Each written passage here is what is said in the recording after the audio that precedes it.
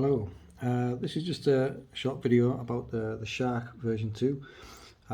This is for people who have a problem trying to get 120 Hz 4K or 8K 60 Hz with HDR, Dolby Vision and such, full 48 gig pass-through through their sound system. At this moment in time, like 99% of the soundbars out there, and even some of the theatre surrounds as well, they'll only do 4K 60 Hz, but if you've got a PC, a high-end one, what you want to do 120 Hz 4K and above, you can't run it through like a pass-through, which is like the ARC or ERC on your soundbars or theatre systems. Some of the latest ones have got new chips in and they let you do it, but they're very expensive and there's not that many, and from what I gather, it's still a bit hit and miss here and there. So the way around this is by having one of these. The idea being is that you run your cables from your PC, and in my case the PC and PS5, and they'll go into input 1 and 2. You then have a cable which comes out and goes into, so if you can imagine, if that's going onto the, do this. So if that's going onto the input there,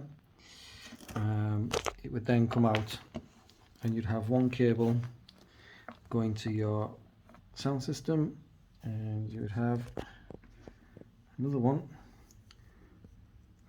which goes to the TV. This is a lot of HDMI cables, unfortunately.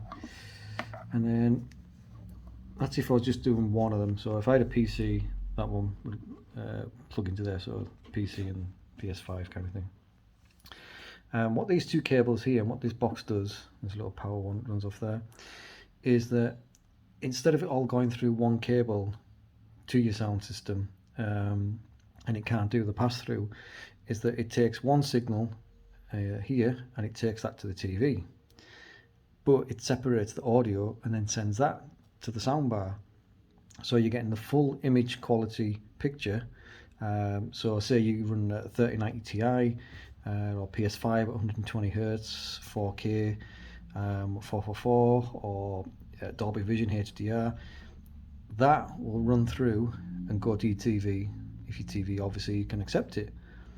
But at the same time, it'll take the sound off. So if you're running on, say, Dolby Atmos or 7.1, 9.1, THX, whatever it is, it'll pass that through and that will go to whatever your sound system is.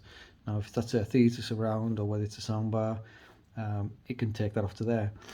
My soundbar, it's a really good soundbar, but it's 4K 60 Hz, and the only way I could actually run my PC or PS5 would be to skip the soundbar and to use the TV, and then use the TV to send the signal to my soundbar, but that causes audio delay and lip sync and stuff like that issues. So this gets around buying a new state-of-the-art soundbar, which the Samsung ones, I mean, you're looking at probably 1200 in the UK. Theatre systems I'm not so much sure on, but certainly if you wanted to upgrade your soundbar to one that possibly works, you're going to be looking at £1,000 going upwards to God knows what. These are a hell of a lot cheaper. Depending where you get them, you might be looking at, and where you buy them from, you could be looking at, say, about 180 price wise, which is a lot cheaper than upgrading your soundbar or your theatre system. Yeah, there's not much else to really say on it really. Power wise, it's just a little micro USBs, and that will go to a USB connector. They do supply, because you can either get the American one or the European adapter, and UK obviously is different, so I have to get something to work. That's the European one that they give it with you, but I've got plenty of phone chargers with the USB port, which I can just plug that in. It only uses a couple of watts. It's hard, it's not very power hungry at all, so it's not a problem.